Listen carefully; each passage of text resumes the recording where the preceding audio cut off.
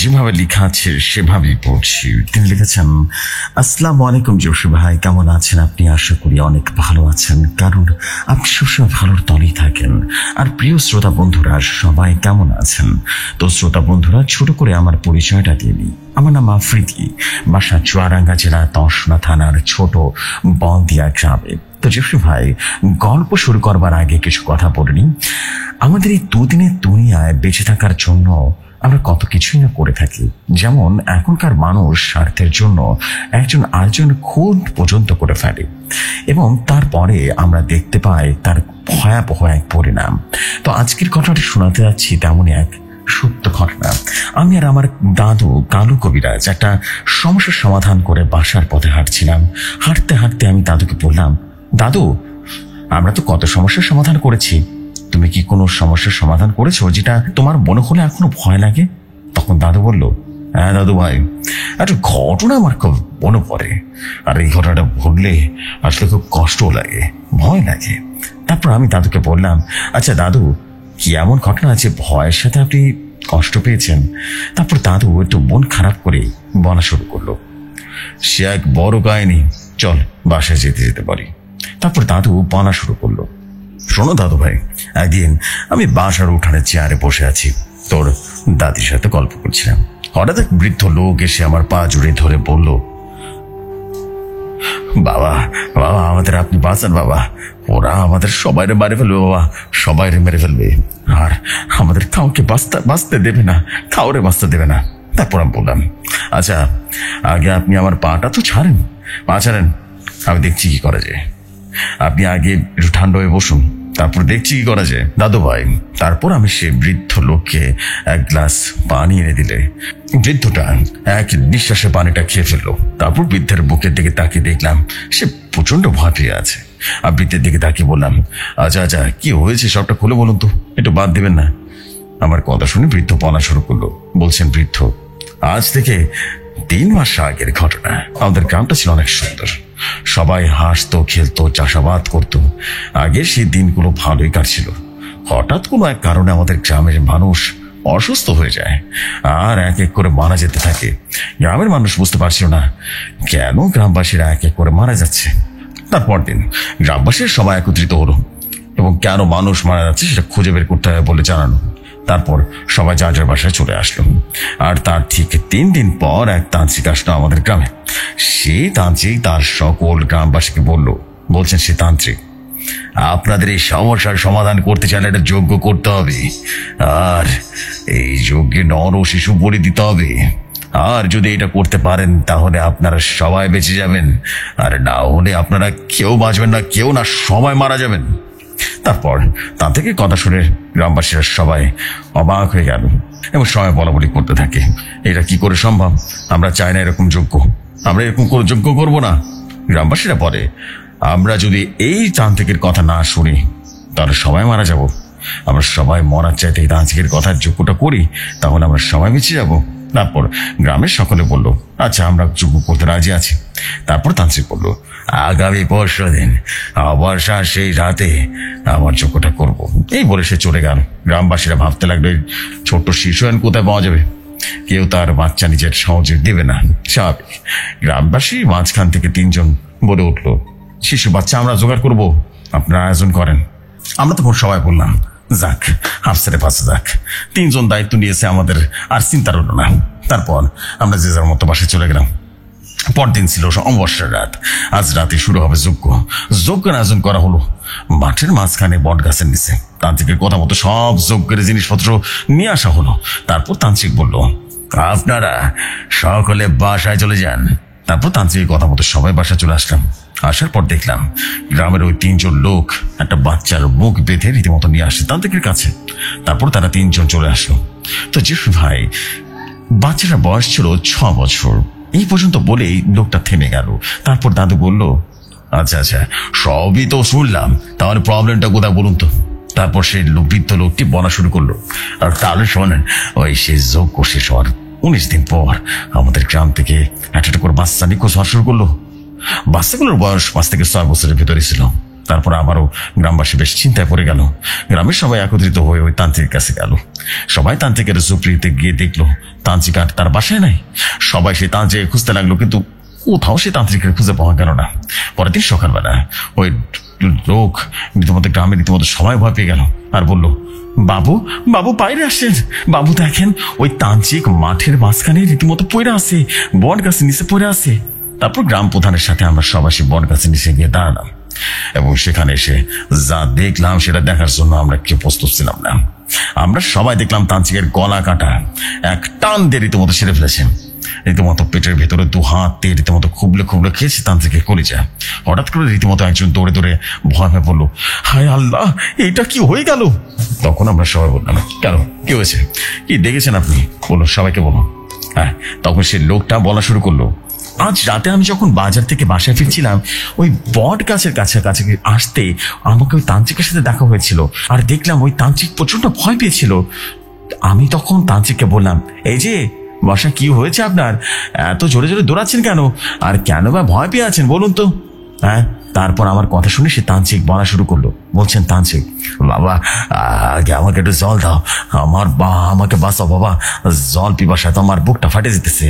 তারপর আমি তাকে রীতিমতো জল দিলাম এবং তান্ত্রিক জলকে আবার বলা শুরু করলো। ভয় ভয়ে তান্ত্রিক বলল, আজ রাতে আমি যখন যজ্ঞ করে কালীমাকে ডাকতেছিলাম না, কালীমা আসতেছিল না, আমি ভাবলাম কালীমা হয়তো রাগ করেছে। তারপর আবার ডাকা শুরু করলাম। কিছুক্ষণ পর দেখলাম কালীমা আসেনি। আমি দেখলাম একটু দূরে একটা বাচ্চা শিশু দাঁড়ায় আছে। তারপর আমি বললাম, কে ওখানে, গার এত বড় সাহস যে আমার যজ্ঞের সামনে দাঁড়িয়ে থাকে, যা ভাগ এখান থেকে, নাহলে কিন্তু কালী মায়ের নামে বলি দিয়ে দিব রে। যা বলতেছে যা।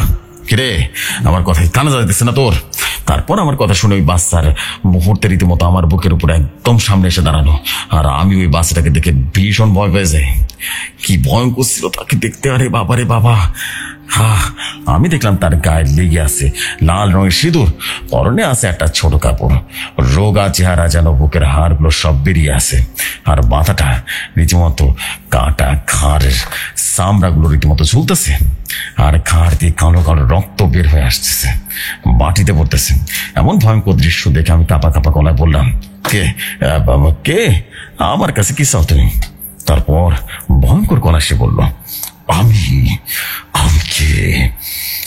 কে? আমি তোর মৃত্যু। আজ আমার হাত থেকে কেউ বাঁচতে পারবি না তোরা। আমি কে জানতে চাস?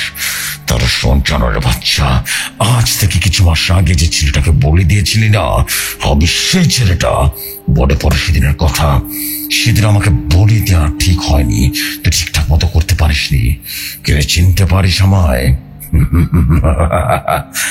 আজ দেখি তোকে কি বাঁচা আমার হাত থেকে। এতটুকু বলে সে লোকটা থেমে গেল। তারপর আমি ভাবলাম, আমরা সবাই যদি সমস্যার সমাধান না করি তাহলে আমরা সবাই মারা যাব। পরের দিন রীতিমতো একজন বয়স্ক মহিলা গ্রাম প্রধানের কাছে এসে বলল, বাবু বাড়িতে আসেন, জলদি বাড়িতে আসেন, বাইরে আসেন, দেখে কি হইতেছে, এবার তো মারা পড়বো আমরা সবাই। তারপর গ্রাম প্রধান এসে বলল, এর আগে এত জোরে জোরে কি হয়েছে? গ্রাম প্রধানের কথা শুনে সে মহিলা বলল, বাবু, ওই 3 জন পরীর জন্য যে বাচ্চা জোগাড় করেছিল তাদের মধ্যে একজন মারা গেছে। কে জানো ওই মাঠের কাছে রীতিমতো বট গাছের নিচে মাথাটা কেটে রেখে দিয়েছে। তারপর গ্রাম প্রধান দৌড়ে গেলেন সেই বট গাছের নিচে। সেখানে কে দেখলেন, কে জানো করাত দিয়ে রীতিমতো মাথাটা কেটে দেহ থেকে আলাদা করে ফেলেছে, মাথা থেকে 2 চোখ উপড়ে ফেলেছে এবং জিভটা টেনে ছিঁড়ে ফেলেছে। কি খারাপ ভাবে যে বেড়েছে সেটা প্রকাশ করা সম্ভব নয়। এক হাড় হিম করা দৃশ্য দেখে রীতিমতো গ্রামবাসীরা বেশ ভয় পেয়ে যায়। সবাই রীতিমতো ভয় পেয়ে গ্রামবাসীকে বললেন, ভয় পাওয়ার কোনো কারণ নেই, গ্রামে আজ থেকে আর যাতে কোনো লোক না মরে এই জন্য ব্যবস্থা করতে হবে আমাদেরকে। আমরা সবাই একজন ভালো তান্ত্রিক খুঁজে আনবো, সমাধান করবো। আপনারা যা পারেন সবাই খুঁজতে থাকেন। কথা মতো সবাই একজন ভালো তান্ত্রিক খুঁজতে লাগলো সেদিন রাত 2টা পর্যন্ত, এবং খোঁজে পাশের একজন ভালো তান্ত্রিকের খোঁজ পেল। সবাই সেই তান্ত্রিকের কাছে রীতিমতো চলে গেল। তারপর তান্ত্রিক আমাদের উদ্দেশ্য করে বলল, আপনারা সবাই কান খোলে শুনে রাখেন, আমি এই গ্রামে পা রাখতে বুঝেছি এখানে ভয়ঙ্কর এক পিশাচ আছে যাকে আটকানো খুব কষ্টসাধ্য, আর তাই আমি এখনই মোকাবেলা করতে চাই যাতে এরপর আর কারো জান ক্ষতি না হয়। আমার যা যা দরকার করে নিয়ে আসেন। তারপর দেখে পিশাচের কত ক্ষমতা। তারপর আমরা তান্ত্রিকের কথা মতো সবকিছু নিয়ে আসলাম।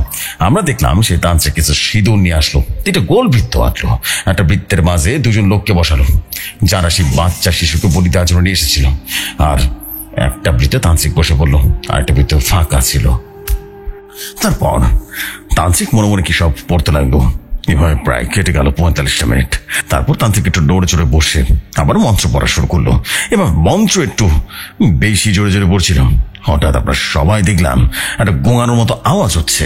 তখনই তান্ত্রিক সবাইকে বলল, আপনারা সবাই দূরে গিয়ে দাঁড়ান, কেউ আমাদের এখানে আসবেন না, কেমন? যাই হয়ে যাক না কেন, কেউ আমাদের কাছে আসবেন না। তারপর আমরা সবাই অনেক কষ্টে দূরে গিয়ে দাঁড়ালাম। হঠাৎ আমরা দেখতে পাই ওই ফাঁকা সিঁদুরের দাগ দাগ ঘরের ভেতরে একটা ছায়া মূর্তি এসে হাজির হলো। আমরা খুব ভালোভাবে বুঝতে পারছিলাম এটা একটা বাচ্চা ছায়া মূর্তি। তারপর তান্ত্রিক সেই ছায়া মূর্তির পিশাচগুলোকে উদ্দেশ্য করে বলল, এ তুই কেন সবাইকে মারছিস? গ্রামটায় কেন নরক বানিয়েছিস? সত্যি করে বল, কেন এতগুলো মানুষের জীবন কেড়ে নিলি? তান্ত্রিকের কথাগুলো শুনে পিশাচ বলে উঠল, আমি কে? খাবার নাম শুনলে এখানে এক মুহূর্ত দাঁড়াতে পারবি না। খাবার নাম শুনলে বড় বড় তান্ত্রিকরা ভয় কাঁপতে থাকে। আর তুই কিনা জানতে চাস আমি কে? তাহলে শোন, আমি হলাম স্বয়ং ইবলিস, যাকে কেউ কখনো মারতে পারে না। এই তান্ত্রিক, তুই নিজের ভালো চাস তো এখান থেকে চলে যা, না হলে তোর বাকিদেরও মতো অবস্থা হবে। তারপর তান্ত্রিক বলল, তাই যাই হয়ে যাক না কেন, ভালো ভালো বলছি এখান থেকে চলে যা, না হলে কিন্তু তোকে বোতলে বন্দি করে রাখবো। তান্ত্রিকের কথা শুনে পিশাচটা রাগে যেন দাঁত কটমট কটমট করে বলল, যা পারিস তাই কর, আমি এই গ্রামের সবাইকে না মেরে যাবো না, এখনই যাবো না, আমি এক এক করে সবাইকে শেষ করে দেবো, আমি সবাইকে শেষ করে দেবো। তারপর তান্ত্রিক একটু রেগে গিয়ে সাদা সাদা কি যেন একটা ওই পিশাচটার উপরে গায়ে রীতিমতো ছুঁড়ে মারলো। তারপর পিশাচটা বলল, এই তান্ত্রিক, তুই কি ভেবেছিস এসব আবার গায়ে ছুঁড়ে দিলে আমাকে বন্দি করতে পারবি? পারবি না রে, পারবি না। আর তুই কাদের বাঁচাতে চাস? হ্যাঁ, এই মানুষ রূপী জানোয়ারগুলোকে আজ এদের জন্য কেউ বাঁচতে পারবে না, কেউ না। এই তান্ত্রিক, যদি একবার আমায় বাধা দেওয়ার চেষ্টা করিস, তুইও বাঁচবি না এবং তোর বংশকে নির্বংশ করে দেব এবং নরকে পাঠিয়ে দিব। তারপর আমরা দেখলাম ছোট্ট পিশাচটা আস্তে আস্তে বিশাল আকার ধারণ করলো। আর আমরা দেখলাম বিশাল বড় একটা দেহ হয়ে গেল এবং ঘাড় থেকে বাথা চামড়ার সাথে রীতিমতো ঝুলছে, আর গলা দিয়ে কালো কালো রক্ত ফিনকি দিয়ে বেরিয়ে আসছে। গায়ের সাথে রীতিমতো লেগে মাটিতে গড়ে গড়ে পড়ছে। সে কি ভয়ঙ্কর দেখতে তা বলে বোঝাতে পারবো না। আর আমরা দেখলাম তান্ত্রিকের তৈরি গোল বৃত্ত গন্ডি পেরিয়ে ও দুজন লোক কাছে এসেল, আর তাদের দুজনের মাথা এক টানে রীতিমতো ছিঁড়ে ফেললো। তাদের দুজনের দেহ দুই দিকে রীতিমতো পড়ে রইল, আর ওই ভয়ঙ্কর পিশাচটা তাদের দুজনের উপরে দাঁড়িয়ে দু হাত দিয়ে দুজনের বুকটা ছিঁড়ে বুকের ভেতরে কলেজটা বের করে ভয়ঙ্কর ভাবে হাসতে লাগলো আর বলল, এই জানোয়ারের বাচ্চারা, তোরা কেউ বাঁচবি না, কেউ বাঁচবি না। আমার হাত থেকে সবাইকে মারবো, যেখানে কেউ লুকাস না কেন, কেউ বাঁচতে পারবি না, কেউ না। আমি আসবো, আমি আবারও আসবো, সবাইকে এক এক করে নরকে পাঠাতে আসবো, আমি আবারও আসবো, মাথায় রাখিস। তারপর কোথায় যেন বেরিয়ে গেল। আমরা সবাই আমাদের চোখের সামনে ভয়াবহ দৃশ্য দেখে সবাই কাঁপতে লাগলাম, আর সবাই ভয় ভয় বলতে লাগলো, তাহলে এখন এখন কি হবে আমাদের? ওই পিশাচটা আমাদের সবাইকে মেরে ফেলবে, আমরা কি সবাই মারা যাব? তারপর আমরা সবাই রীতিমতো এই অবস্থা দেখে তান্ত্রিক আমাদের সবাইকে বলল, আপনারা সবাই থামুন, আমার জানা একজন বড় মাপের কবিরাজ আছে, সে একজন মুসলিম কবিরাজ, কবিরাজ আপা বলা যেতে পারে, তার কাছে যেতে পারেন, হয়তো আপনাদের সমস্যার সমাধান করতে পারেন। তিনি যদি না পারেন, কেউ এর সমস্যার সমাধান করতে পারবে না, আপনারা তার কাছে যান, তিনি কিছুটা করতে পারবেন। সে তান্ত্রিকের কথা শুনে আপনার ঠিকানাটি খুঁজতে খুঁজতে আপনার কাছে চলে আসলাম।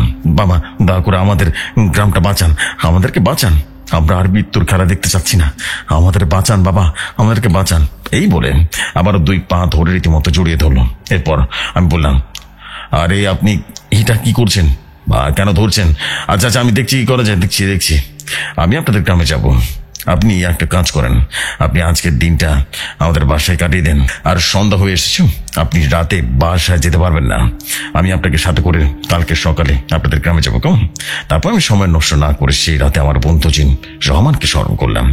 রহমানকে স্মরণ করার সাথে সাথে আমার বাসার চারিদিকটা গরম হয়ে গেল, তোল ঝড় শুরু হয়ে গেল। আমার মনে হচ্ছিল যেন এই ঝড়ে সবকিছু উড়িয়ে নিয়ে যাবে, সবকিছু ভেঙে তন্ডভন্ড হয়ে গেল একেবারে। আর সেই ঝড়ের মাঝখান দিয়ে আস্তে আস্তে হেঁটে আসছিল সাদা জুব্বা পরা এক সুদর্শন যুবক। তখন আমি বুঝতে পারছিলাম রহমান এসে গেছে। তারপর রহমান আমার কাছে এসে সালাম দিয়ে বলল, আসসালামু আলাইকুম। সে বন্ধু, কেমন আছেন? আর কেন এই অসময়ে আমাকে স্মরণ করলেন? কোনো সমস্যা নাকি? তারপর আমি বললাম, আচ্ছা তুমি যখন আমার কাছে আসো তখন স্বাভাবিকভাবে আসতে পারো না? আর আমি কি শুধু সমস্যার জন্যই তোমাকে ডাকি নাকি? হ্যাঁ। আমার কথা শুনে রহমান বলল, বন্ধু রাগ করছেন কেন? আমি তো আপনার স্বাভাবিকভাবেই আসি। এতে যদি এমন অবস্থা হয় তাহলে ভয়ঙ্কর ভাবে আসলে আপনার কি অবস্থা হবে? আর আমি বললাম, ও আচ্ছা আচ্ছা, ওসব বাদ দিন, আমি কাজের কথা আসি। রহমান, একটু খোঁজ দিয়ে দেখতে পারবেন গাবতলী গ্রামে একটা পিশাচ রয়েছে। আর কেনই বা রয়েছে? তো জেসু ভাই যে গ্রাম থেকে ওই বৃদ্ধ সাহায্যে চলে এসেছিল তার নাম ছিল গাবতলী গ্রাম। তারপর রহমান বলল, আচ্ছা বন্ধু, আমি খোঁজ খবর নিয়ে আপনাকে সব জানাচ্ছি। তারপর আমি অপেক্ষা করতে লাগলাম। অপেক্ষা করতে করতে রাত 3টা বেজে গেল, তারপরেও রহমান আসছে না। তখন আমি খুব চিন্তায় পড়ে যাই। তারপর রাত তখন মোটামুটি 3:26 বাজে। তখন রহমান আমার কাছে চলে আসলো। আমি রহমানকে বললাম, রহমান পথে কোনো বিপদ হয়েছিল? আমার কথা শুনে রীতিমতো রহমান বলল, হ্যাঁ বন্ধু, বিপদ হয়েছিল। আমি খোঁজ নিয়ে দেখলাম এই গাবতলী গ্রামের পাহারা দিচ্ছে হাজার হাজার পিশাচ, আর তাদের সাথে আছে স্বয়ং ইবলীস শয়তান। আমি যে ওই গ্রামের মধ্য দিয়ে ঢুকবো তখনই হাজার হাজার পিশাচ আমাকে আক্রমণ করে বসে। আমি তাদের হাত থেকে পালিয়ে গ্রামের ভিতরে প্রবেশ করে যা দেখলাম। তারপর আমি বললাম, কি দেখলাম রহমান সাহেব, বলো না। তারপর আবার রহমান বলা শুরু করলো, আমি দেখলাম গ্রামের ভেতরে 10 থেকে 12 জন লোক পড়ে আছে, আর তাদের মেরেছে স্বয়ং ইবলীস শয়তান। তারপর ইবলীসের চামচারা আমাকে দেখে ফেলে আর আমার উপর আক্রমণ করে বসে। আমার সাধারণ রূপেই ছিলাম, তাই আমি তাদের কিছু না করে চলে আসি। বন্ধু, আমি এর বেশি কিছুই জানতে পারিনি। বন্ধু, এই কাজটা অনেক কঠিন হবে, তাই আপনি সাবধানে থাকবেন আর চোখ কান খোলা রাখবেন। তবে হ্যাঁ, ওই ইবলীস একটা মৃত বাচ্চার কারেন জিনের সাহায্যে এই কাজটা করেছে।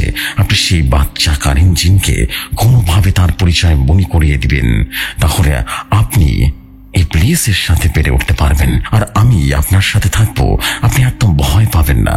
ভয় পেলেই কিন্তু সব শেষ। বন্ধু, এখন আমি আসি তাহলে। তারপর আমি বললাম, আচ্ছা ঠিক আছে, তুমি এখন যাও। তারপর আমি আমার মতো করে সবকিছু গুছিয়ে রাখলাম, কারণ খুব সকালে রওনা দিতে হবে সেই গাবতলী গ্রামে। তার কিছুক্ষণ পর ফজরের আজান দিয়ে দিল। আমি নামাজ পড়ে বৃদ্ধের সাথে বেরিয়ে পড়লাম।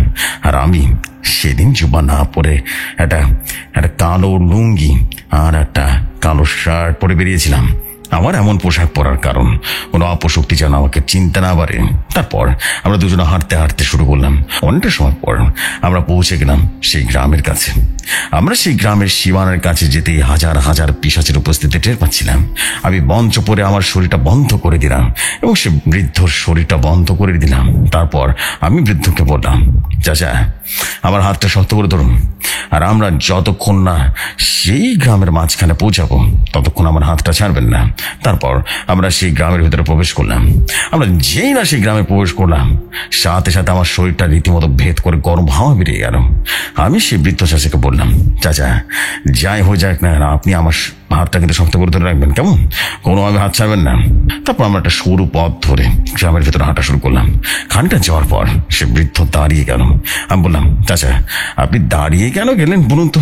তারপর বৃদ্ধ চাচা আমাকে বলল, ওই দেখো আমার ছেলেকে এরা ধরে নিয়ে যাচ্ছে। আমার ছেলেকে জোরে জোরে ডেকে বলছে, বাবা আমাকে বাঁচাও, আমাকে মেরে ফেলছে, আমাকে বাঁচাও, বাঁচাও বাবা, আমাকে বাঁচাও। তারপর বৃদ্ধ আমার হাত ছেড়ে সেদিকে দৌড়াতে থাকে ছেলেকে বাঁচানোর জন্য। তখন আমি বৃদ্ধ চাচাকে বললাম, চাচা ওদিকে যেও না চাচা, ওটা আপনার ছেলে না, ওটা ওটা একটা চাল, আপনি ভুল পথে যাচ্ছেন, ওটা মায়া জাল। তারপরও বৃদ্ধ আমার কথা না শুনে দৌড়াতে থাকলো, আর আমি দেখলাম ওই বৃদ্ধ চাচা সেখানে যেতে নিমেষের মধ্যেই কোথায় যেন মিলিয়ে গেল। এমন অবস্থা হচ্ছিল দেখে আমার মনে হচ্ছিল আমি বোধহয় মৃত্যুর ফাঁদে পা দিয়েছি। আমার এমন ভাবনা রহমান জিন বুঝতে পারলো, এবং রহমান আমার ভেতর থেকে বলে উঠল, বন্ধু আপনি ভয় পাবেন না, আপনি এই মর্মান্তিক বিষয়টা নিজের মতো করে করবেন। আমি হয়তোবা আপনাকে তেমন বেশি সাহায্য করতে পারবো না, আপনি মাথা ঠান্ডা করে এগিয়ে যান, আমি আপনার সঙ্গে থাকবো। আর একটা কথা, আপনি সবসময় নিজের শরীরটাকে এভাবে বন্ধ রাখবেন। তারপর আমি শত্রু রাস্তা রীতিমতো হাঁটা শুরু করলাম। আবার দুপাশে ঘন জঙ্গলের দিকে রীতিমতো ঘোট ঘোটা অন্ধকার মনে হচ্ছে। এভাবে বুকে সাহস নিয়ে যাচ্ছি। কিছুক্ষণ হাঁটার পর সে মাঝখানে প্রায় চলে এসেছি, আর গ্রামের ভিতরে আসতে দেখলাম গ্রামের মানুষ সবাই রীতিমতো ছোড়াছুড়ি করছে। আমি একজনকে ধরলাম আর বললাম, কি হয়েছে, আপনারা এইভাবে পালাচ্ছেন কেন? আমাকে সবটা খুলে বলুন তো। আমার কথা শুনে লোকটা বলে উঠলো, আমি কিছু জানি না, আর বলতেও চাই না। তোমার যদি কিছু জানার থাকে, ইচ্ছা থাকে, তাহলে মাঠের পাশে বটতলা গিয়ে দেখুন না। তারপর আমি আর দেরি না করে বটতলায় যেতে লাগলাম। আমি সেখানে পৌঁছে দেখলাম একজন তান্ত্রিক 4 সহকারী নিয়ে সমস্যার সমাধান করে বলে আয়োজন করছে, আর তার কিছুটা দূরে 3 মানুষের মরদেহ পড়ে আছে। আমি সেটা দেখে তান্ত্রিককে বললাম, আপনি এখানে থাকার পরেও 3 জন মারা গেল কিভাবে? তারপর তান্ত্রিক আমায় বলল, তুই কে, আর আমাকে বা কেন প্রশ্ন করছিস?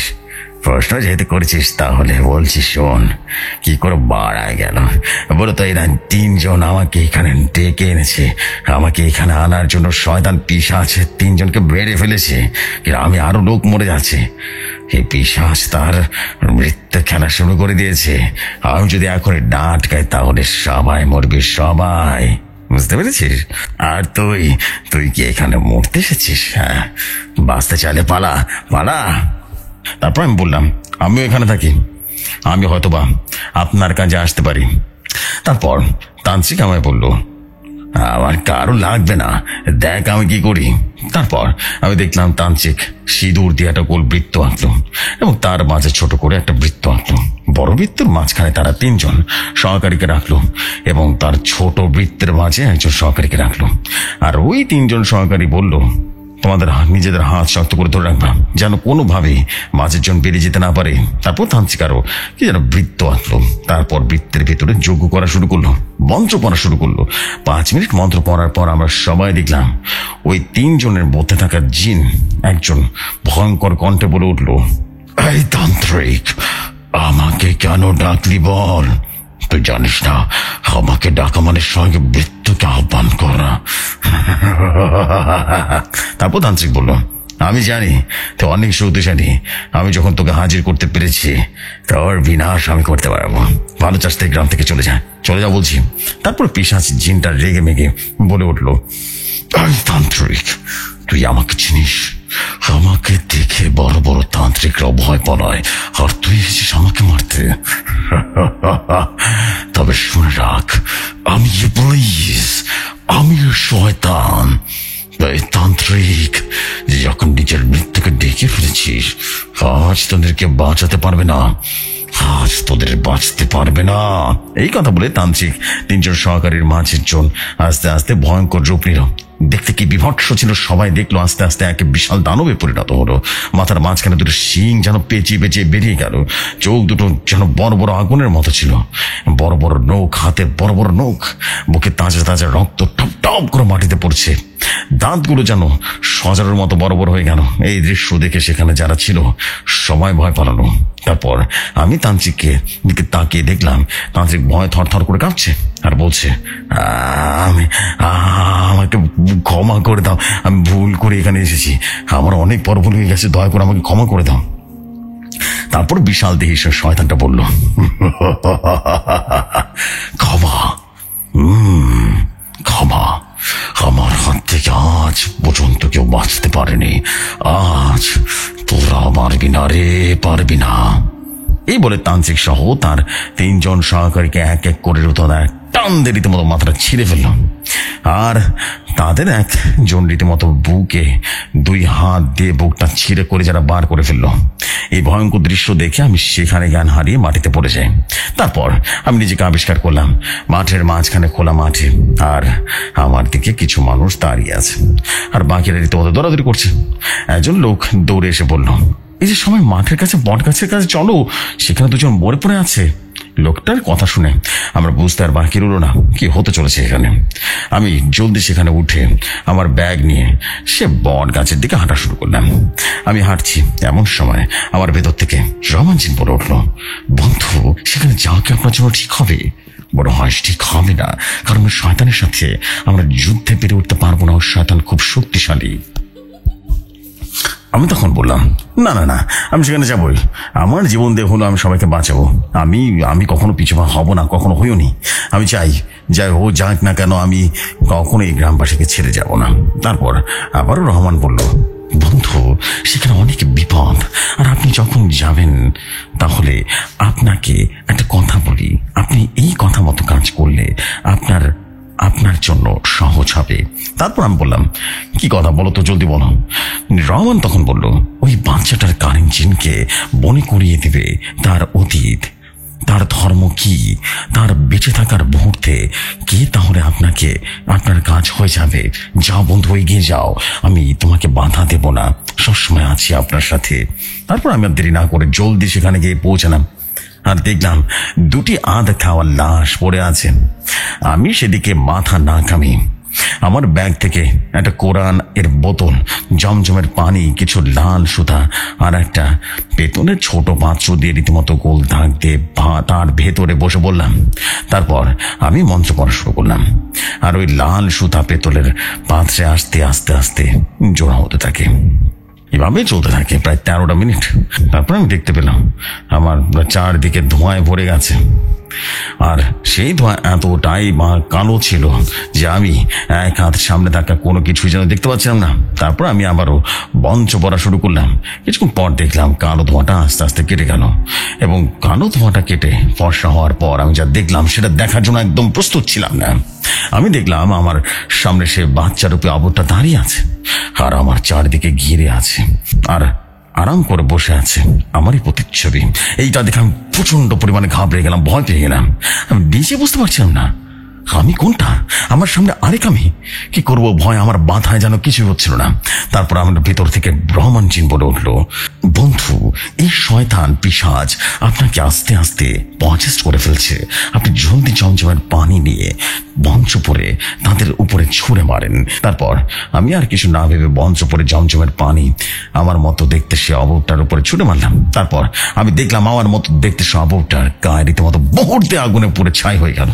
আমি আরো দেখতে পেলাম আমার সামনে থাকে সে বাচ্চা অবরটা আস্তে আস্তে ভয়ঙ্কর আকার ধারণ করলো। আমি দেখলাম সে কালকের অবরটা আমার সামনে দাঁড়িয়ে আছে, আর আমাকে উদ্দেশ্য করে ভয়ঙ্কর কণ্ঠে বলছে, এই কবিরাজ তুই এখানে কি করছিস?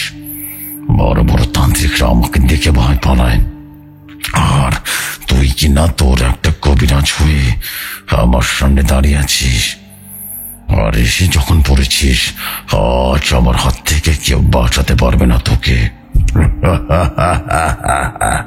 তারপর আমি ওই আবরটার দিকে আঙুল ধরে বললাম, আমি জানি তোর অনেক কথা, আর আমি এটাও জানি শয়তান কি করে বিনাশ করতে হয়।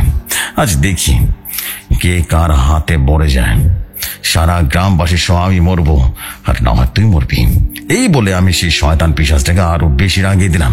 তারপর আমার ভেতর থেকে রহমান বলে উঠলো, বন্ধু আমাদের প্রধান কাজ হলো ওই বাচ্চার কারিঞ্জিনের সাথে সেই শয়তান পিশাচটা আছে না, তাকে আলাদা করে একটা অতীত মনে করিয়ে দিতে হবে। তারপর আমি বললাম, রহমান এখন তার আমি কি করব? হ্যাঁ, রহমান তখন বলল, বন্ধু লাল সুতায় পেঁচানো সেই পিতলের পাত্রটা আছে না, সুতরাং এক মাথা ধরে পাত্রটা ওই শয়তানের গায়ে ছুঁড়ে মারবেন, আর সুতোটা ভালো করে ধরে রাখবেন, বাকিটা আমি দেখছি। তারপর রহমানের কথা মতো লাল সুতায় জড়ানো পিতলের পাত্রটা ওই পিশাচটার গায়ে ছুঁড়ে মারলাম, এবং সুতোর একটা মাথা ধরে থাকি। তারপর আমি দেখলাম আমার শরীরের রীতিমতো ভেতর থেকে আলোক রশ্মি বেরিয়ে এলো, আর সেটা ভয়ঙ্কর এক দানবে পরিণত হলো। আমি বুঝতে পারছিলাম রহমান বেরিয়ে এসেছে আমার ভেতর থেকে। তারপর রহমান তার 2 হাত দিয়ে ওই পিশাচের 2টা শিং ধরে টান দিল। আমি আরো দেখলাম রহমান ওই পিশাচকে রীতিমতো ধরার সাথে সাথে হাতের সুতা ওই লোহার শিকলে পরিণত হলো। তারপর রহমান সেই পিশাচটাকে টেনে অনেকটা দূরে নিয়ে গেল, আর আমার হাতের শিকলে বাঁধা সেই বাচ্চা কারিনজিন। আর ওই কারিনজিন আমাকে উদ্দেশ্য করে ভয়ঙ্কর গলায় বলল, এই কবিরাজ, তোর দেখি খুব সাহস, তোর কি জানের মায়া নেই? যদি বাঁচতে চাস এখন এখান থেকে পালিয়ে যা। আর তুই কি ভেবেছিস আমার থেকে পিশাচকে আলাদা করতে পারবি? সবাইকে পারবি? পারবি না, পারবি না, কাউকে বাঁচাতে পারবি না, সবাই মরবি। তুই আর তোর চামচারা সবাই মরবে, আর সবাই মরবি। এই বলে রীতিমতো গড় গড় করতে থাকে। তারপর রহমান আমার ভিতর থেকে তাকে বলে উঠল, বন্ধু, আপনি আর দেরি করবেন না, আপনি বাচ্চার অতীত মনে করিয়ে দিন, তা না হলে আমরা কাউকে বাঁচাতে পারবো না, আর আমি এই শয়তানকে বেশিক্ষণ আটকে রাখতে পারবো না। তারপর আমি রহমানের কথা মতো ওই বাচ্চার কারিনজিনটাকে বললাম, দেখো বাবা, আমি জানি না কি কারণে বা কেন এই গ্রামের মানুষগুলোকে মারছো, তবে তুমি যে সবাইকে মারছো, বিধাতা তোমাকে কি ক্ষমা করবে? একটু ভাইবে দেখো তো। হ্যাঁ, যদি তুমি সবাইকে বেড়ে ভালো থাকো তাহলে একটা কথা ছিল। আর তুমি তো জানো, মানুষ তো দূরের কথা, বিনা কারণে একটা পিঁপড়াকে মারতেও বারণ করেছে আল্লাহ তাআলা। আর তুমি কতগুলো মানুষকে মেরেছো, এটা কি ঠিক করেছো? বলো, পরপারে গিয়ে তুমি মুক্তি পাবে বাবা? সত্যি করে বলো না বাবা, তুমি কি পাবে না তো? আমি দেখলাম আবার এই কথাগুলো শুনে সে কারিনজিনটা অনেকটা শান্ত হয়ে গেল। আর তাকে শান্ত দেখে ওই পিশাচ ভয়ঙ্কর কণ্ঠে বলল, ডা না না কবিরাজের কথা মানিস না। তোকে বলে গেছিস তোর কারিনজিনকে শয়তানের নামে সমর্পণ করেছে এরা। তুই প্রতিশোধ নিবি। আমি আছি তোর সাথে, কাউকে ছাড়বি না, কাউকে না। তারপর আমি ওই কারিনজিনটাকে বললাম, কিসের প্রতিশোধ? সবটা আমাকে খুলে বল, আমি তোকে মুক্তি দেবো, এই নরক জীবন থেকে মুক্তি দেবো। আমার কথা শুনে কারিনজিনটা অঝরে কাঁদতে শুরু করলো। আমি বললাম, কেতো না বাবা, সবটা বলো না। কাঁদতে কাঁদতে বাচ্চা কারিনজিনটা বলল, আমার বয়স যখন 5 বছর, তখন আমি একটু বুঝতে শিখেছি। আমি একদিন রাস্তা দিয়ে যাচ্ছিলাম, হঠাৎ একটা মহিলা নর্দমায় 3টা ছোট 6 মাসের বাচ্চা পড়ে আছে। আমি সেই 3টা বাচ্চাকে নিয়ে হাঁটতে হাঁটতে গাবতলী গ্রামে চলে আসি। আর এখানে মাঠের পাশে জঙ্গলের মাঝখানে ভাঙা বাড়িতে থাকি ওই 3টা বাচ্চার সাথে। আমার সারা দিন ভিক্ষা করে নিজেদের না খেয়ে 3টা বাচ্চার জন্য দুধ কিনে নিয়ে যেতাম। এভাবেই চলছিল। পরের দিন আমি আবার ভিক্ষা করতে বেরিয়ে পড়ি। ভিক্ষা করতে করতে প্রায় সন্ধ্যা হয়ে গেল। আমি দোকান থেকে দুধ কিনে সেই ভাঙা বাড়ির দিয়ে হাঁটতে থাকি। হঠাৎ 3জন লোক আমার সামনে এসে দাঁড়ালো আর বলল, এটা দিয়ে কাজ হবে, চল এটাকে ধরে নিয়ে যাই। তারপর আমি অনেক আকুতি মিনতি করি আর বলি, আমাকে ছেড়ে দাও, আমাকে কোথায় নিয়ে যাচ্ছ? ছেড়ে দাও, আমাকে ছেড়ে দাও। আমার কথা শুনলো না তারা। আমার হাত পা মুখ বেঁধে রীতিমতো নিয়ে গেল একজন ভয়ঙ্কর দেখতে লোকের কাছে। আমি সে লোকটাকে দেখে বুঝতে পারি এটা একটা ভয়ঙ্কর তান্ত্রিক। তারপর সে রাতে তান্ত্রিক আগুন চালিয়ে তাদের রক্তের মতো কি সব আগুন ঢালছিল, আর সাথে রীতিমতো কি যেন বিড়বিড় করে বলছিল সব। তারপর আমি দেখলাম হঠাৎ একটা কালো বোরকা পরা অবব এসে হাজির হলো আর বলল, এই তান্ত্রিক, আমাকে কেন ডাকলি? আর আমার ভোগ কোথায় তুই জানিস না? আমাকে ডাকলে নরভোগ দিতে হয়। তারপর ওই তান্ত্রিকটা বলল, প্রভু, আপনি এসেছেন, আপনার জন্য আজ ভোগ না, আপনার নামে একটা বাচ্চাকে বলে দিব, তারপর সেটাকে আপনি ভোগ হিসেবে গ্রহণ করবেন প্রভু। তারপর আমি বুঝলাম আজ আমাকে তারা মেরে ফেলবে। আমি প্রচন্ড কান্না করতে থাকি আর বলি, আমাকে মেরো না, কি দোষ করেছি আমি? আমাকে দয়া করে ছেড়ে দিন না, আমাকে আমার বাসায় যেতে দিন। তারা আমার কোনো কথা শুনলো না। আমি কত আকুতি মিনতি করলাম, তাদের পায়ে পড়ে জড়িয়ে ধরে কাঁদতে লাগলাম। তারপরেও তারা আমাকে বাঁচতে দিল না। তারপরেই তান্ত্রিক আমাকে বলি দেওয়ার জন্য একটা বড় ছুরি নিয়ে আসলো আর আমার গলাটা এক কোপ দিয়ে কেটে ফেললো। তারপর আমি ছটফট করতে থাকলাম। ছটফট করতে করতে আমার রুহ বা কারিনজিনটা বেরিয়ে আসলো। তারপর আমার রুহ নিজেকে দেখতে থাকলো আর ওই তান্ত্রিকটা দেখতে থাকলো। আমি দেখলাম ওই কালো বোরকা পরা অবধটা ওই তান্ত্রিকটাকে ধরে এক টান দিয়ে মাথাটা ছিঁড়ে ফেললো আর সেখান থেকে গায়েব হয়ে গেল। আমি বুঝতে পারছিলাম না ওই তান্ত্রিকটা কি কেন মারলো আবুটা? তারপর আমি আমার কাঁটা দেহটার দিকে তাকিয়ে থাকলাম। আমার দেহ থেকে মাথাটা ঝুলছে, একটুখানি চামড়া বেঁধে থাকার কারণ। তারপর আমি বুঝতে পারলাম ওই তান্ত্রিকের দেয়া বলি সম্পূর্ণ হয়নি, আর তাই তান্ত্রিকটা ওই আবুটাকে মেরে ফেলেছে। তারপর আমি আমার বড় দেহ ওই পাশে নিয়ে রীতিমতো কাঁদতে থাকি। এভাবে চলে যায় 13টা দিন। তারপর আমি যাই সেই ভাঙা বাড়িতে, সেখানে রেখে আসা বাচ্চাগুলোর খোঁজে। সেখানে কি আমি দেখলাম ক্ষুধার কারণে 3টা বাচ্চাই মারা গেছে। আমি তাদের মরা দেহটা পাশে বসে রীতিমতো অঝরে কাঁদতে থাকি। আমি কাঁদছিলাম আর বলছিলাম, কাউকে ছাড়বো না, আমি কাউকে ছাড়বো না, সবাইকে মেরে ফেলবো, সবাইকে মেরে ফেলবো, এই বলে কাঁদতে থাকি। তারপর আমি চলে যাই সেই শয়তান তান্ত্রিকের কাছে। আমি তার কাছে সাহায্য চাইলে সে বলল, তোর কাজ হয়ে যাবে, তবে তোর কাজ শেষ হওয়ার পর তোর এই কারেন্ট জিনকে শয়তানের ভোগ হিসেবে দিয়ে দেব, যদি তুই রাজি থাকিস। তারপর আমি কিছু না ভেবে রাজি হয়ে গেলাম, আর এই শয়তানের ভোগ হিসেবে আমাকে আজকে দিয়ে দেয়। আর এর বিনিময়ে সারা গ্রামের মানুষকে আমরা 2জন মারতে থাকি। তারপর আমি বললাম, আচ্ছা আমি সব বুঝলাম। আমার এই কথা শুনে শয়তান পিশাচটা ভয়ঙ্কর কণ্ঠে বলল, আমি কখনই তাকে মুক্ত হতে দেব না, ও আমার ভোগ আমি ওকে দিয়ে যাব। এই বলে রীতিমতো হাসতে থাকলো, আর বিশাল বড় হয়ে গেল, বিশাল বড়, দেখা যাচ্ছে না একেবারে।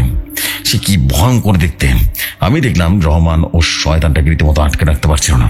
তারপর রহমান আমায় বলল, বন্ধু আপনি কিছুটা করুন, ওই শয়তানটা আস্তে আস্তে আমার শক্তির বাইরে চলে যাচ্ছে, আমি আর ওকে আটকে রাখতে পারবো না, আপনি কিছুটা করুন বন্ধু, কিছুটা করুন। তারপর আমি কিছু ভেবে পাই না। আমার হঠাৎ মনে হলো আমার গলার লকেটের কথা, যেটা আমি উপহার হিসেবে পেয়েছিলাম। আমার লকেটটা হাতে নিয়ে রীতিমতো কষতে থাকি। লকেটটা কষে দেখলাম আকাশ থেকে একটা আলোক রশ্মি মাটিতে এসে পড়লো। আমি দেখলাম সাদা জুব্বা পরিহিত 25 বছর বয়সী একটা যুবক। সেই যুবক ওই শয়তান পিশাচটাকে উদ্দেশ্য করে বলল, এই নরকের কীট, তুই তোর ভালো চাস তো এক্ষুনি এখান থেকে চলে যা, আমি চাই না কাউকে হত্যা করতে। তারপরে পিশাচটা রহমানকে ছুঁড়ে ফেলে দিল আর বলল, আমি শয়তান, আমি শয়তান, কারো সাধ্য নেই আমাকে মারার, কারো সাধ্য নেই আমাকে মারার। আমি দেখলাম এই কথা শুনে আমার ডাকা জিনটা বলল, আমি আলফা, যার নাম শুনলে আজাজিলের চেয়ার পর্যন্ত কেঁপে ওঠে। তামাম দুনিয়ায় শয়তান পিশাচ যার পায়ে লুটিয়ে পড়ে, আমি সেই আলফা। আর দেখি তুই আমার হাত থেকে কি করে বেঁচে ফিরিস। তোকে অনেক সুযোগ দিয়েছি, আর না। এই বলে সে সুদর্শন জিনটা এক ভয়ঙ্কর বিভৎস সাপে পরিণত হলো। সাপটা এতটাই বিশাল ছিল যে ওর আবুরটা তার নখের সমান হয়ে গেল।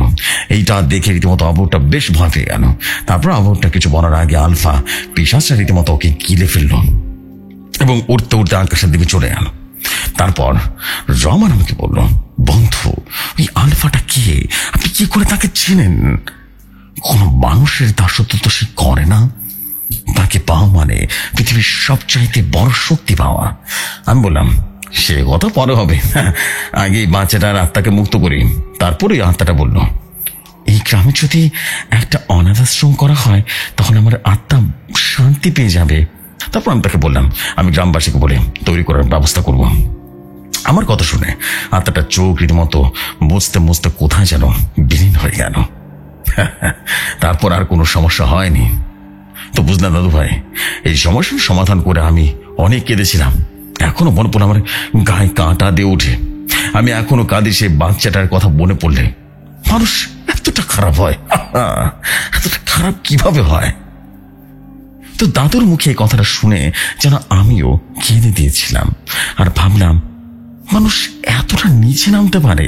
তারপর দাদু বলে উঠল, এমন মানুষ আছে দুনিয়াতে, আর জলদি চলো, কাল সকালে ইন্ডিয়া যেতে হবে সমস্যার সমাধানের জন্য।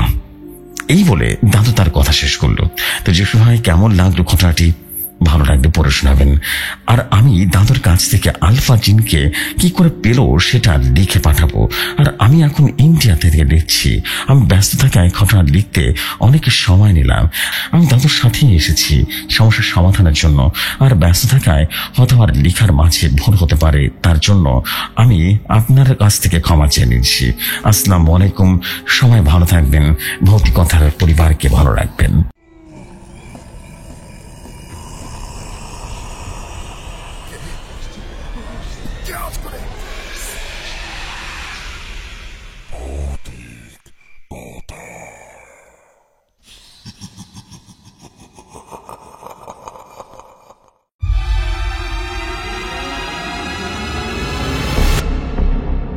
ওয়ালাইকুম আসসালাম আমাদের প্রিয় ভাই। অ্যান্ড সত্যি কথা বলতে অসাধারণ এক ঘটনার জন্ম দিয়েছেন আপনি। সত্যি কথা আমার নিজেরই খারাপ লাগছিল যখন পড়ছিলাম। একই সাথে এই ঘটনা এক প্রকার বিরল ঘটনা বলা যেতে পারে। ঘটনার ভিতরে এক প্রকার ভয় ছিল, এক প্রকার সাসপেন্স ছিল, ক্রিপিনেস ছিল, এক প্রকার পারফেক্ট হরর স্টোরি আমরা যেটাকে বলি। এই ঘটনাটা ঠিক সেটারই প্রমাণ করে। অসাধারণ এক ঘটনার ছিল ভাই, আপনাকে অসংখ্য ধন্যবাদ এই অসাধারণ স্টোরির জন্য। আই বিলিভ যে শুধুমাত্র আমার কাছে নয়, সবার কাছে ঘটনাটি ভয়ঙ্কর রকম সুন্দর লাগছে এবং ভালো না লাগার কিছু নেই। বিকজ স্টোরির duration, story telling and everything is super duper perfect, আমি যেটাকে বলি। খুব ভালো একটা স্টোরি ছিল। আপনাকে অসংখ্য ধন্যবাদ এই ভয়াবহ সুন্দর ঘটনার জন্য। আপনার পরবর্তী ঘটনার অপেক্ষায় আছে আমি। অ্যান্ড আই বিলিভ যে পরবর্তী ঘটনা সবার কাছে অনেক অনেক বেশি ভালো লাগবে। অ্যান্ড যেহেতু আপনি একটা ঘটনা দিচ্ছেন, আমি বলবো যে আপনি আরো অনেক ঘটনা দেখবেন, আপনার ঘটনা ডেফিনেটলি শেয়ার হবে।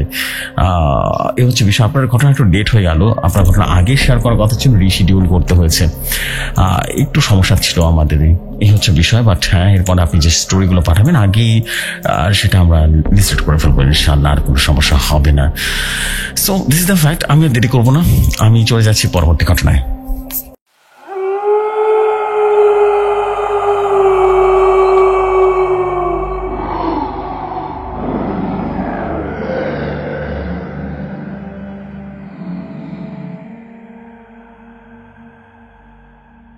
ঘটনাটা আমার কাছে যেভাবে এসেছে আমি ঠিক সেভাবেই পড়ছি। আসসালামু আলাইকুম প্রিয় জেফরি ভাই, আশা করি ভালো আছেন। অনেকদিন পরে আবারও চলে আসলাম একটা ভয়াবহ ভূতের গল্প নিয়ে। গল্পটি কালেক্ট করেছি আমি আমার ছোট ভাইয়ের কাছ থেকে। আমি আমার পরিচয়টা দিয়ে নিই। আমার নাম SD দয়াল, বাসা কুষ্টিয়া জেলার ভেড়ামারা থানা ধরমপুর ইউনিয়নের কোনো একটি গ্রামে। তো বেশি কথা না বলে ভাই সরাসরি চলে যাচ্ছি ঘটনায়। জেফরি ভাই, একদিন আমাদের যে 667তম এপিসোডে আপনি যে ঘটনাটি শেয়ার করেছিলেন, সেই ঘটনাটি আমি তাকে এবং আমরা সবাই মিলে শুনছিলাম। তারপর সে আমাকে বলল, আয় দয়াল, এখানে গল্প শেয়ার করা হয় নাকি? তখন আমি বললাম, আরে হ্যাঁ। রুহুল তখন বলল, আমার একটা ঘটনা আছে, তুই পাঠিয়ে দিস কেমন? আমি তখন বললাম, অবশ্যই পাঠাবো, বোঝার সুবিধার্থে রুহুলের ভাষায় বলছি। তখন রাত 1টা, আমি তখন বন্ধুদের সাথে আড্ডা দিয়ে বাসায় যাচ্ছি। কিছু দূর যাওয়ার পর রাস্তাটা বড় গোরস্থান আছে, ভয়ঙ্কর দেখতে। এখন আমি দেখতে পাই পাশে কয়েকটা কালো বিড়াল। আমি কালো বিড়ালগুলোকে দেখে থমকে গেলাম। তারপরও সাইডে ছুটে গিয়ে বাঁশের ঝাড় ছিল। গ্রামের রাত 1টা মানে কিন্তু অনেক রাত। জায়গাটা আগে থেকে ভয়ঙ্কর। দিনের বেলা মানুষ সেখানে যেতে ভয় পায়, কিন্তু কিছু করার নেই। আমরা যেহেতু বাড়িটাও একটু দূরে ছিল, তাই আমাকে ওই রাস্তা দিয়ে যেতে হয়। মাঝে মধ্যে এরকম অনেক কিছু দেখি, কিন্তু আমি অতটা কিছু মনে করি না। তারপর বিড়ালগুলোকে দেখে আমি সেখানে দিয়ে রীতিমতো এগিয়ে গেলাম। আর একটু সামনে এগিয়ে গিয়ে একটা বট গাছ আছে, ওখানে গিয়ে আমি রীতিমতো রাস্তা হারিয়ে ফেলি। আমার পাশে ছিল একটা নদী। আমি কোন দিকে যাব কিছুই যেন বুঝতে পারছিলাম না। আমার বাড়িটা কোন দিকে আমি যেন ঠিক চিনতে পারছি না। তো বলে রাখা ভালো ভাই, যদি আমি বাড়ি থেকে বের হয়ে আসছিলাম ইলিশ মাছ খেয়ে, আর একটু সামনে এগিয়ে যেতেই আমার হঠাৎ করে বট গাছের সাথে একটা ধাক্কা খেলাম। ধাক্কা খাওয়ার পরে রীতিমতো আমার আর কিছুই মনে হচ্ছিল না। আমার ফোনে চার্জও নেই যে আমি ফ্ল্যাশ মেরে দেখবো। আর বাড়িটা খাওয়ার সাথে সাথে আমি দুপা পিছিয়ে গেলাম, আর দুপা পিছিয়ে হাঁটতে লাগলাম। এটা ছিল আমার সবচাইতে বড় ভুল। হঠাৎ উপরের দিকে তাকিয়ে দেখি আমি আকাশে বিদ্যুৎ চমকাচ্ছে। কেন জানি আমার শরীরটা কাঁপছিল। আমি না চাইতেও কেন যেন নদীর দিকে রীতিমতো এগিয়ে যাচ্ছি। বিদ্যুৎ চমকানির আলোতে আমি দেখতে পেলাম তিনটা অপূর্ব ওখানে দাঁড়িয়ে আছে। বিদ্যুতের আলোতে আমি আরো দেখতে পেলাম অপরগুলোকে দেখে আমি মনে করি হয়তোবা এরা আমারই বন্ধু। ওদের কাছে রীতিমতো আমি দূরে চলে গেলাম। যাওয়ার পরে অপরগুলো আমাকে বলল, দাঁড়াও ওখানে, এক পাও আগাবে না। তারপরেও আমি চলে গেলাম ওদের সামনে। আমি তাদের সামনে গিয়ে দেখি কি ভয়াবহ রূপ জেফরি ভাই, আমি কখনো বোঝাতে পারবো না। ওদের যে দাঁতগুলো ছিল একটা হাতির মতো দেখতে, চোখ দিয়ে রীতিমতো টপ টপ করে রক্ত পড়ছে, গা থেকে মাংস পচা গন্ধ। রাত তখন কটা হবে, আনুমানিক 3টা কিংবা 4টা। রুহুল তখন আবারও বলল, তখন আপদগুলো যেমন হোক না কেন আমি তাদের একটু ভয় পাইনি, আমি অনেক সাহসী। আমি তখন বললাম যে আপনারা কে? হ্যাঁ, নারী পুরুষ মিশ্রিত একটা হাসি দিল তখন ওরা। ওদের হাসি দেখে আমার আর মাথায় কাজ করছিল না। অবাক করে দিয়ে তখন বলল, তুই আর বেশি দিন বাঁচবি না, মৃত্যুর জন্য প্রস্তুত হয়ে থাকবি। এরকম অনেকগুলো থ্রেড দিল আমাকে। কিছুক্ষণ পরেই দেখলাম ফজরের আজান দিচ্ছে। তখন অবগুলো হাওয়ার সাথে মিশে যায়। আজান দেওয়ার সাথে সাথে আমি আমার স্মৃতিশক্তি রীতিমতো ফিরে পাই। আর এটাই ছিল আমার জীবনের আরেক অধ্যায়। কি ভাবছেন ঘটনা এখানেই শেষ? এখন অনেকটা বাকি আছে। তাহলে শুনুন। এই ঘটনার 1 সপ্তাহ পরে আমার এক বন্ধু বোনের বার্থডে ছিল। সেই রাতে আমাকে দাওয়াত দেওয়া হয়। আমি সেখানে গিয়েছিলাম। সেখানে বন্ধুদের সাথে আড্ডা দিতে দিতে অনেক রাত হয়ে গেছে। অনেক খাওয়া দাওয়া করেছি এবং গরুর গোস্ত খেয়েছি।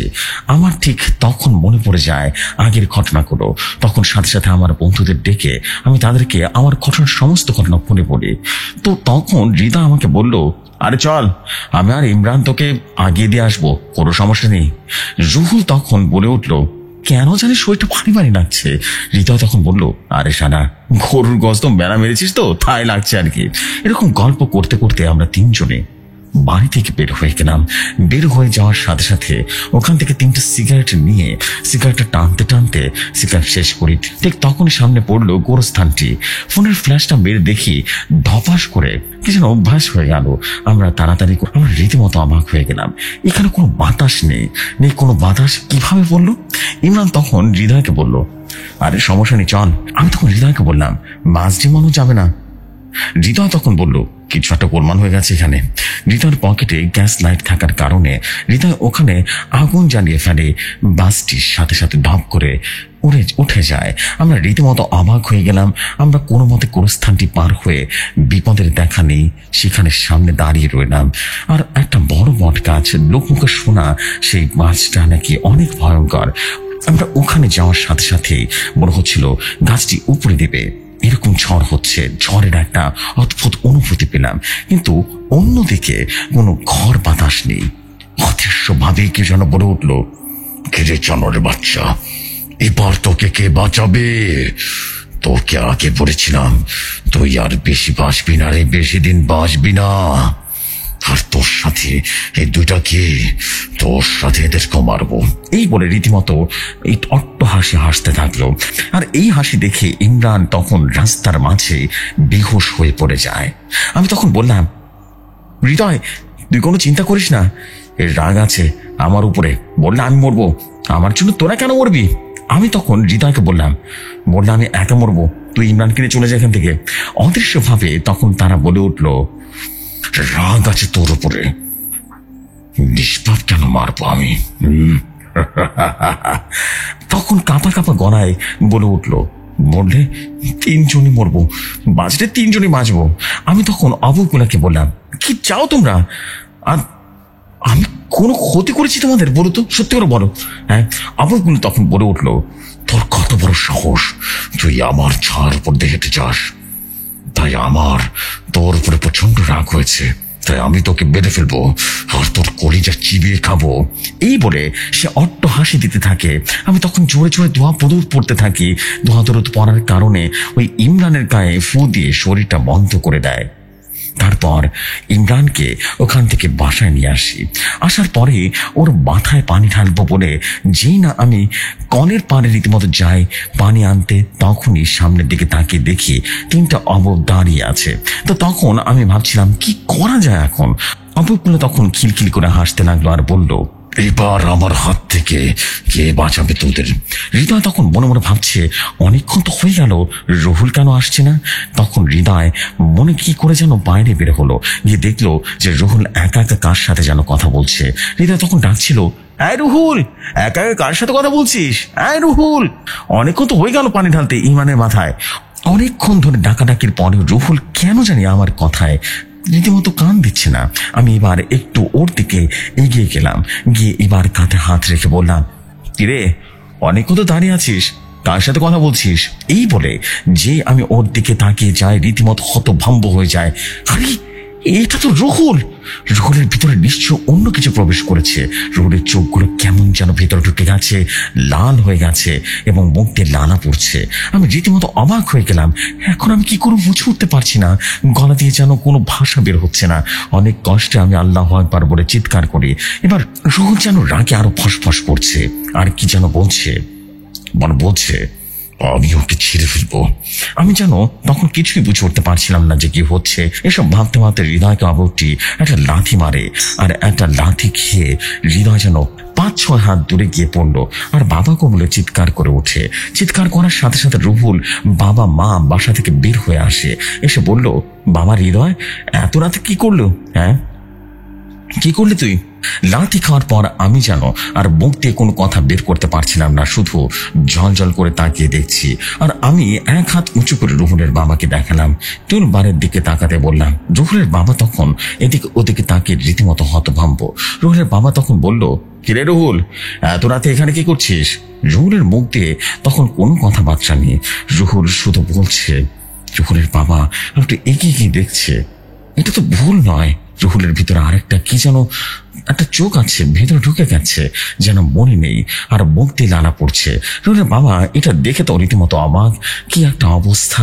আমার ছেলের অবস্থা তখন বলে উঠল রুহুলের বাবাকে, তোর ছেলের অনেক বড় ক্ষতি করে ফেলেছে আমাদের, তাই তোর ছেলেকে সাবধানে রাখবি, তোর ছেলে আর বেশি দিন বাঁচবে না। রুহুলের বাবা তখন কাঁপা কাঁপা গলায় বলল, কে তুমি, আর তুমি কেন আমার ছেলেকে মারবে? আমার ছেলে কি ভুল করেছে? তখন সে আবরটি বলে উঠল, তোর ছেলেকে সাবধানে রাখিস, তোর ছেলের মৃত্যু আমার হাতে আছে। একটা পর্যায়ে রুহুলের বাপ অনেক কাকুতি মিনতি করে যে আমার ছেলেকে ছেড়ে দাও, আমার ছেলে ভুল করেছে, তুমি ক্ষমা করে দাও, যেন কিছুতেই মানছে না, আর ফসফস করে ফুলছিল। এরকম অনেকক্ষণ করার পরে ফজরের আজান দিয়ে দেয়, সাথে সাথে রুহুলের সেখানেই যেন অজ্ঞান হয়ে পড়ল। হৃদয় তখন বলল, ঘরের মধ্যে ইমরানও আছে। এবার রুহুলের বাবা তখন ইমাম সাহেবকে ডেকে আনে, দুজনকে সে ইমাম সাহেব ঝাড়ফুঁক করে দেয়। তখন তাদের দুজনের জ্ঞান ফিরে আসলো। এবার চলে যাচ্ছি 3 মাস পরের ঘটনায়। একদিন রাতের বেলা হৃদয় যখন বাসার দিকে যাচ্ছিল, হঠাৎ করে কি যেন দেখতে পায়, সেখানে দিয়ে কে জানে যাচ্ছিল। তখন হৃদয় বলল, কে ওখানে? দেখলো কেউ নেই সেখানে। বাজারের পানি দেওয়ার সাথে সাথে হৃদয় দেখতে পেল একটা গলা কাটা অপব। হৃদয় এটা দেখে বাবাকে বলে চিৎকার করে ওঠে। সাথে সাথে হৃদয় জ্ঞান হারিয়ে ফেলে। এরকম বেশ কিছুদিন এদের সাথে ঘুরতে থাকে। রুহুল এদিকে ভাবে অনেক কবিরাজ দেখানো হলো, কিন্তু কবিরাজ 3 জনের সমাধান বের করে দেয়। তো এই ছিল ঘটনা। আশা করি ভালো লাগবে। দেখার মধ্যে কোনো ভুল ত্রুটি হলে ক্ষমার সুন্দর দৃষ্টিতে দেখবেন। তো এই ছিল আমার বন্ধু রুহুলের সাথে বা রুহুলের কাছ থেকে শোনা ঘটনা। আর ঘটনাটি কবে প্রচার করবেন অবশ্যই আমাকে জানিয়ে দেবেন। আমি SD দয়াল বলছিলাম।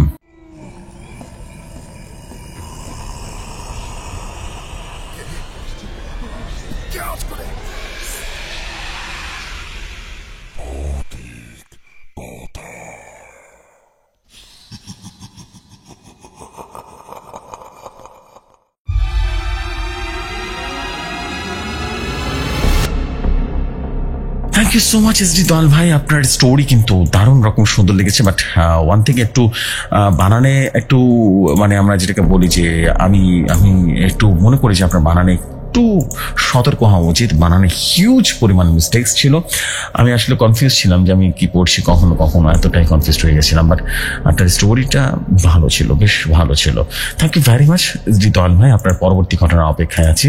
ইনশাআল্লাহ পরবর্তী ঘটনা আরো অনেক সুন্দর হবে, বেশ লম্বা একটা স্টোরি হবে ইনশাআল্লাহ, এটি প্রত্যাশা করছি। থ্যাংক ইউ ভেরি মাচ আপনাকে।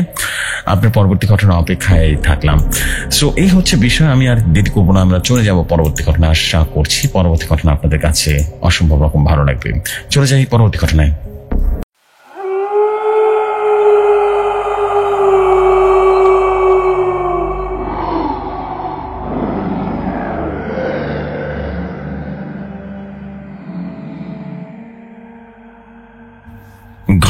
কাছে যেভাবে এসেছে আমি ঠিক সেভাবে পড়ছি। আসসালামু আলাইকুম কলিজার জেফরি ভাই, আশা করি আপনার অশেষ রহমতে ভালো আছেন। আমি আব্দুল আহাদ, বাড়ি ময়মনসিংহ জেলার ভালিকো থানার কোনো একটি গ্রামে।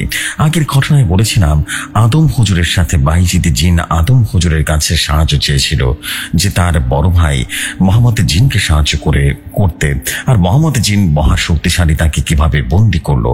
চলে যাই পরবর্তী অংশে। বলছিলেন আদম হুজুর, তারপর বাইজিদ জিন বলল এই মহাশক্তি জান্নান জিনকে ছলনা করে বোতলে বন্দী করেছে ওই দুই তান্ত্রিক, যার নাম তেজুল তান্ত্রিক। তাহলে শুনো, জান্নান হলো খান্নাস রাজা, রাজা মিজানের ছোট ছেলে, আর আমি তার ছোট ভাগিনা, আমি তার বন্ধু জান্নান।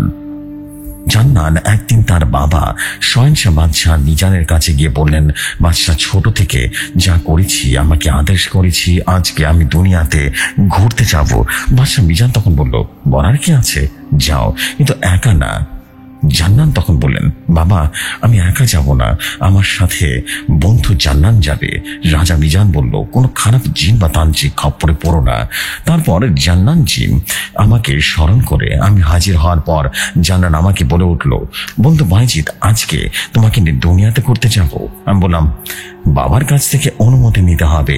আমার বাবা হলো জান্নান জিনের সর্দার, আমার বাবা বাদশাহ জিন রীতিমতো মিজান আমাদের মতোই বন্ধু। তখন আমি আমার বাবা জান্নান জিনের সর্দারের কাছে গিয়ে বললাম যে জান্নান কথার পর বাবা হুজুর তখন বলল, যাবি, ঠিক আছে, কিন্তু কোনো সমস্যা পড়লে আমাকে স্মরণ করবি। ওইদিকে রাজা মিজানের সেনাপতি বলে উঠল, রাজা মশাই, জান্নান এত বড় হয়ে গেছে, সে তো মহাশক্তিমান বাচ্চাদের মতো। রাজা মিজানকে বলে উঠল, সেনাপতি আপনি বুঝবেন না, জান্নান আমাকে সম্মান করে আর তার শক্তির বিষয়ে সে সবকিছু জানে, কিন্তু অহংকার করে না, সে শক্তি খুব কম ব্যবহার করে। তারপরে আদম হুজুর থেমে যান। রনি, আমার জন্য এক গ্লাস পানি নিয়ে আসুন। রনি ভাই মসজিদে গিয়ে এক গ্লাস পানি নিয়ে এলো। আদম হুজুর পানি খেয়ে ফেললো। তারপর আবারও বলতে শুরু করলো আদম হুজুর। বলছেন আদম হুজুর, তারপর বাইজিদ আর জান্নান চলে এলো পৃথিবীতে। আসার পর আমি আর জান্নান পৃথিবীর আনাচে কানাচে ঘুরতে লাগলাম। 2 দিন পর দুজন সিদ্ধান্ত নিলাম রাজ্যে ফিরে যাব। ঠিক তখন পেছন থেকে একজন তেজুল তান্ত্রিক রীতিমতো সদার পাউডার সে জান্নানের উপরে ছিটিয়ে দিল, আর সঙ্গে সঙ্গে জান্নান রীতিমতো বন্দী হয়ে গেল। আমি বললাম, তুই কে? আর জান্নানকে কি করলি শয়তানের পূজারি, বলতো কে? তখন তাজুল বলল, তোমাকে আমার গোলাম বানাবো। তারপর তান্ত্রিক কি একটা মন্ত্র পড়লো, আর সাথে সাথে একটা বোতলের ভেতরে সে জান্নানকে বন্দি করে ফেললো। এইটা দেখে আমি রীতিমতো রেগে কিছু করতে যাবো, ঠিক তখনই পাউডার ছুটিয়ে মারলো। তখন আমি পালিয়ে পিকট একটা শব্দ হলো, আর বললো যে তোমাকে আজ মনে হচ্ছে সাহসী একজন পুরুষ। বাইজের জিনের কথা শুনে আমার পাঞ্জাবি রীতিমতো ভিজে গেছে। আমি বললাম, আমি কিভাবে সাহায্য করব, আর আপনাদের বাবার এখানে কে পাঠিয়েছেন? সে তখন বললো, আমি বললাম, আমি কি করবো? বাইজিদ বলল, বাদশাহ মিজানকে স্মরণ করতে হবে। বাইজিদ জিন আমাকে বাদশাকে ডাকার নিয়ম শিখে দিল। আমি বাসায় গিয়ে রীতিমতো ভাবি, এসব কি হচ্ছে? আমি তো কোনো কবিরাজ না, কোনো ছাত্রদের দূর রাখবো। এসব নামাজ পড়ার পর রুমেশের দরজা লাগিয়ে বাইজিদের জিনিস শেখানো সে দোয়া পড়তে পড়তে শুরু করলাম। কান্নাস রাজাকে 5 মিনিট পর দেখলাম পরিবেশটা কেমন যেন শীতল হয়ে আছে, আর মিষ্টি সুগন্ধিতে মনটা যেন ঠান্ডা হয়ে উঠেছে। আর হাজির হলো বাদশাহ মিজান। মিজান এসে রীতিমতো আমাকে সালাম দিয়ে বললো, আমি জানি, সবকিছু জানি, আদম চলো, আমার সাথে চলো। আমি বললাম, আপনি কে? আমার নাম কেউ জানেন? বলেন। তখন সে বললো, এখন এত কিছু সময় না। এই বলে রীতিমতো বললো আমার চোখ বন্ধ করতে। আমি তার আমার চোখ বন্ধ করলাম। 20 সেকেন্ড পর বললো, আদম চোখটা খুলো। আমি দেখলাম আমার সামনে একটা কুঁড়ে ঘর। বাদশাহ মিজান বলল, আদম তুমি ওই ঘরে ভেতরে পানি ছিটিয়ে দাও তাড়াতাড়ি। আমিও কথা মতো পানিটা ছিটিয়ে দিলাম। তান্ত্রিক ঘুমাচ্ছিল, এই সুযোগে কাজটা ঠিক করে ফেললাম। পানি ছিটিয়ে দেওয়ার পর মিজান জিন রীতিমতো বিশাল রূপ ধারণ করলো। হাজির হয়ে গেল বাদশাহ জিন। রীতিমতো বাদশাকে দিয়ে কান্না করে দিল, আর তার কান্না শুনে তান্ত্রিকের ঘুম ভেঙে গেল। তান্ত্রিক ঘরের সামনে রীতিমতো সঙ্গে সঙ্গে তার জিন হাজির হয়ে বাদশাহ মিজানকে দেখে পিশাচ সর্দার বলে উঠলো, আপনি এখানে? মিজান তখন বললো, শয়তান পিশাচ রীতিমতো তান্ত্রিককে দেখে রীতিমতো তান্ত্রিকের মাথাটা ধর থেকে আলাদা করে ফেললো এবং জান্নান জিনকে মন্দির থেকে নিয়ে আসলো। তো যে সময় ছিল ঘটনা, ভালো লাগলে পড়ে শোনাবেন। ধন্যবাদ আপনার স্টোরির জন্য, thank you so much. Anyways, আমরা এখন যেটা করবো, পরবর্তী ঘটনায় চলে যাব। আশা করছি পরবর্তী ঘটনা আপনাদের কাছে ভালো লাগবে। ছোট ঘটনা, এখন যে ঘটনা দুটো আছে সবগুলোই ছোট ঘটনা, আশা করি খারাপ লাগবে না। চলে যায় ঘটনায়।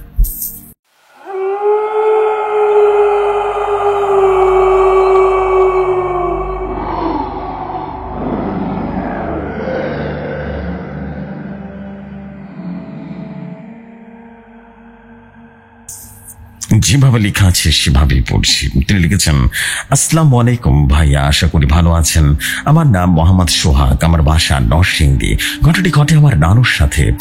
তখন ছিল বৃষ্টির দিন আর চারপাশে পানি আর পানি। তো আমার নানু তার এক বোনকে বলে, আমাকে আজ রাতে ডাক দিস, আমরা আজ রাতে মাছ মারতে যাব, পাশের মাঠে নাকি অনেক মাছ হয়েছে। তখন ওই মহিলাকে বলে রাখতে খাওয়া দাওয়া করে ঘুমিয়ে পড়েন। আর ওই দিন রাতে নানুকে বাইরে থেকে ডাকছিল নাম ধরে, আয় মাছ ধরবি না, আয়। তখন নানু এই ডাকটা শুনে রীতিমতো হারিকেনটা নিয়ে বাইরে বেরিয়ে এসে দেখতে পায় তার রাতে যে মহিলাটি রাত্রে বলে ডাকছিল না, সে মহিলাটি দাঁড়িয়ে আছে আর বলছে তাড়াতাড়ি আয়। নানু তখন হাতে হারিকেনটা আর মাছ ধরার ট্যাটা নিয়ে বেরিয়ে যায়। আর যেই জায়গাটা যাবে ধরতে, ওই জায়গাটা নানুদের বাসা থেকে বেশি দূরে ছিল না। খালি মাঠে তখন বৃষ্টির পানি জমেছে হাঁটু পরিমাণ। আর নানু টাটা দিয়ে কিছু একটা ছোট মাছ ধরলো। মাছ ধরতে ধরতে হঠাৎ নানুর চোখে একটা বড় মাছ পড়ে। নানু নাকি টাটা দিয়ে মাছটাকে আঘাত করে আর মাছটা নাকি দূরে চলে যায়। এভাবে কিছুটা সময় কেটে যায়। এভাবে নানু কিছুটা দূরে আসে এবং মাছের পিছে কিছু করতে থাকে। তারপর নানু পেছনের দিকে তাকিয়ে দেখলো নানুকে যে মহিলা ডাকছিল সে মহিলাকে বলল, কই গেলি, আসোস না, মাছ ধরতে আয়, আমার সাথে একটু সাহায্য কর। তখন মহিলা আর কোনো পাত্তা দেয়নি। তখন নানু একটু ভয় পেয়ে যায়, এটা তো তার বোন নয়, আমাকে মারার জন্য বাইরে নিয়ে যাচ্ছে। তখন ও নাকি মাছটা ওখানে ছিল, নানুকে নাকি মাছ আঘাত করে এবং মাছটা নাকি আস্তে আস্তে বড় হতে থাকে, দূরে চলে যায়। নানু কোনো কিছু চিন্তা না করে মাছের পিছু নেয়, কিন্তু মাছ আর ধরতে পারে না। নানা তখন তাহাজ্জুদের নামাজ পড়ার জন্য ঘুম থেকে উঠেন আর তাকিয়ে দেখেন নানু নেই পাশে।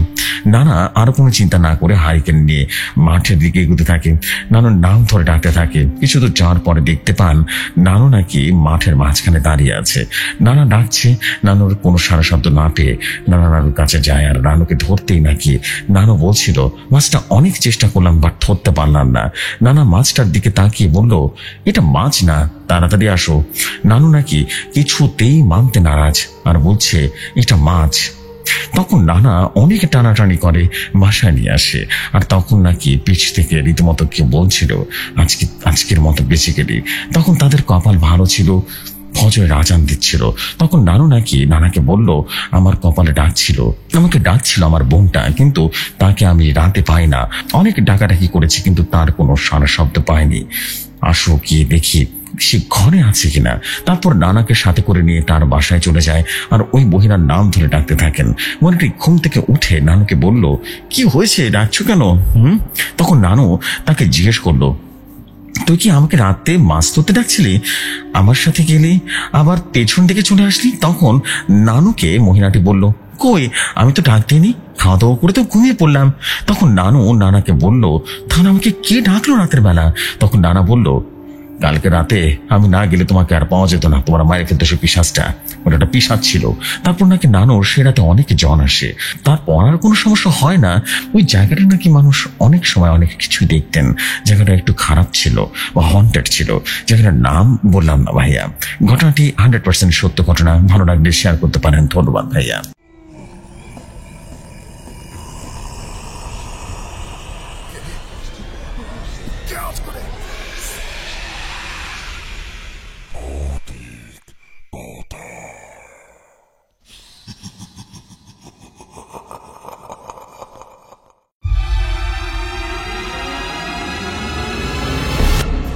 থ্যাংক ইউ ভেরি মাচ প্রিয় ভাই, আপনার স্টোরির জন্য। অ্যান্ড স্টোরিটা কিন্তু শেয়ার হয়ে গেল, থ্যাংক ইউ ভেরি মাচ। এবং সত্য ঘটনা আসলে ছোট হয়, কখনো কখনো ছোট্ট ঘটনাগুলো এরকমই হয়। মানে আমরা কিন্তু মাছ ধরার অনেক ঘটনা শুনি এবং মাছ ধরার হিউজ পরিমাণে স্টোরি আসছে। যে নিশির ডাক, এই ঘটনাকে, এই ক্যাটাগরির স্টোরিকে আমরা বলি নিশির ডাক। অর্থাৎ কারোর রূপ ধারণ করে কাউকে কোনো একটা জায়গায় নিয়ে যাওয়া বা কাউকে বিপদে ফেলার একটা যে ব্যাপার থাকে, সেটা হচ্ছে নিশির ডাক।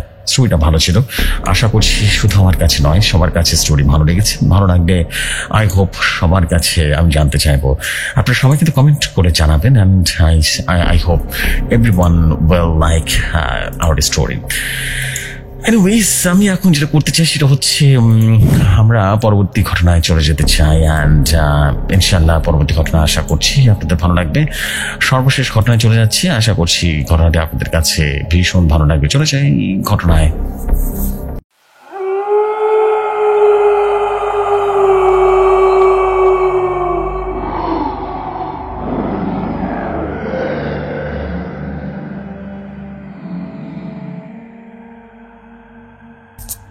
যেভাবে লেখা আছে সেভাবে পড়ছি। আসসালামু আলাইকুম প্রিয় জেফরি খান ভাই, আশা করি আপনি এবং আপনার ভৌতিকতার সকল লিসনার্সগণ মহান আল্লাহ তাআলার অশেষ রহমতে সকলে অনেক ভালো আছেন। আমিও ভালো আছি। জেফরি ভাই, আজকে যে ঘটনা বলবো সে ঘটনাটা এর আগে কোথাও প্রচার করা হয়নি। ঘটনাটা ভালো লাগলে আপনি আপনার মতো করে গুছিয়ে পড়ে শোনাবেন। ঘটনায় যাওয়ার আগে ছোট করে আমার পরিচয়টা দিয়ে নিই। আমার নাম মোহাম্মদ মাসুদ রানা। আমার বাসা পাবনা জেলার ভাঙ্গুড়া থানার মধ্যে। বেশি কথা না বলে ঘটনায় যাওয়া যায়। ঘটনা আমার মামার সাথে ঘটেছে। আমি আর মামা সমবয়সী। ছোট থেকে আমার মামা একটু জাওরা প্রকৃতির ছিল। আমার মামা যা করতো আমাকে সাথে করে নিয়ে যেত। একদিন মামা বলল, লে ভাগ্নে, আজ গা ফল খেতে যাবো। আমি বললাম, যাবো মামা। কোন জায়গায় যাব? আমার মামা তখন বললেন, হাজি বাড়িতে। যে ভাই, ঘটনার মধ্যে একটু কথা বলার জন্য সরি। ওই ঝাড়ে দিনের বেলাও মানুষ যেতে ভয় পায়। আবারও ঘটনায় ফিরেছে। আমার মামাকে বললাম, ওই ঝাড়ে তো জিন আছে আমি শুনেছি। মামা আমাকে ধমক দিয়ে বললো, আরে দূর, এসব গুজব, আর কিছু না। পরে মামা বলল, ওই ঝড়ে যাওয়ার দরকার নেই, তুমি বাইরে দাঁড়িয়ে থাকবা, ঠিক আছে? আমি গিয়ে গা ফল পেরে আনবো। আমি বললাম, ঠিক আছে মামা। এই কথা বলে আমি বাড়িতে চলে আসলাম। দুপুরবেলা আমার মামা এসে আমাকে ডাকলো, ভাগ্নে মাসুদ, কোথায় তুমি? আমার মামার ডাক শুনে আমার আম্মু বলল, ভাই কোথায় যাবি তোরা? আমার মামা বলে উঠলো, এদিকে ঘুরতে যাব। আমার আম্মু তখন বলল, যেখানে যাস তাড়াতাড়ি বাড়ি ফিরবি, কেমন? মামা তখন বলল, ঠিক আছে আপু, সমস্যা নেই। এই বলে আমি আর মামা বাড়ি থেকে বের হলাম। হাঁটতে হাঁটতে একটা পর্যায়ে চলে এলাম সে ভয়ঙ্কর হাজির ঝাড়ে। আমি মামাকে বললাম, আমার না খুব ভয় লাগছে। মামা তখন বলল, তুই এখানে দাঁড়াও, আমি গা ফল পারবো, পেরে নিয়ে আসি। মামা আমাকে রীতিমতো রেখে ঝড়ের মধ্যেই প্রবেশ করলো। প্রায় 2 মিনিট পর মামা অনেক জোরে চিৎকার দিল, আমাকে বাঁচাও, কুকুর আমাকে মেরে ফেললো। আমার ভেতরে যাওয়ার সাহস হচ্ছিল না। আমি এক প্রকার দৌড় দিয়ে রীতিমতো বাড়িতে চলে আসলাম। এসে সমস্ত কিছু খুলে বললাম। আমার মা বাবা রীতিমতো গ্রামের কিছু মানুষকে নিয়ে হাজির হলো এবং হাজির ঝড়ের সময় এসে খোঁজার পর দেখা গেল আমার মামা গাম গাছের নিচে অচেতন হয়ে পড়ে আছে। সবাই তাকে ধরে নিয়ে আসলো এবং 3 দিন পরে তার জ্ঞান ফিরলো। পরে মামাকে জিজ্ঞেস করলে মামা আমাকে বলে উঠলো যে, তোমাকে ঝড়ের বাইরে গিয়ে দেখি আমি গাছের সাথে বেশি ঝড় না, গাছে উঠে অনেক পাকা পাকা গাম আছে, এমনটা দেখলাম। আমি কেবলই গাছ ছিঁড়তে যাবো এমন সময় দেখি গাছে কুকুর হাঁটছে। এটা দেখে অনেক ভয় পাই। পরে আমি চিৎকার দিয়ে জ্ঞান হারাই। আর জ্ঞান ফিরে দেখি আমি বিছানায়। ঘটনাটা একেবারেই সত্যি ঘটনা ছিল।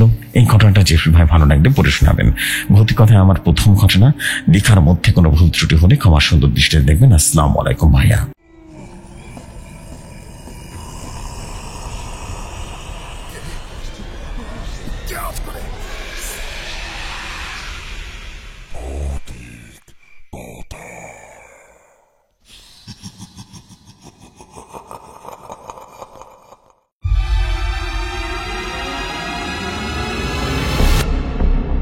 ওয়ালাইকুম আসসালাম প্রিয় ভাই, thank you very much for your story. And আমরা কিন্তু শেয়ার করে ফেললাম আপনার স্টোরিটা। অ্যান্ড কনগ্রাচুলেশনস, আপনার প্রথম স্টোরি শেয়ার হয়ে গেল।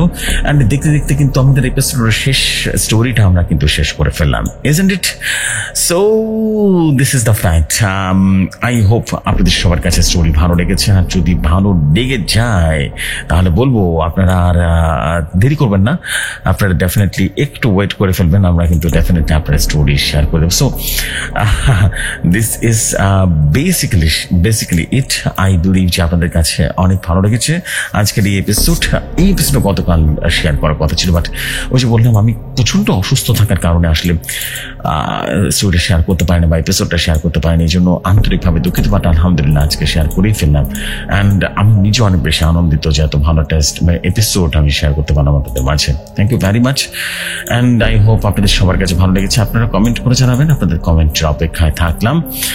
অ্যান্ড এই বলে আজকের মতো বিদায় নিচ্ছি। আগামীকাল কথা হবে নতুন এপিসোডে, এবং ততক্ষণ সবাই ভালো থাকুন, সুস্থ থাকুন। অলরেডি এখন 762তম এপিসোড কিন্তু চলছে। আপনারা কিন্তু 62তম এপিসোডে জয়েন হয়ে যান। দারুণ দারুণ সব ঘটনা আছে সেখানে। So this is the fact. আমি আর দেরি করবো না, এখানে বিদায় নিচ্ছি। আসসালামু আলাইকুম।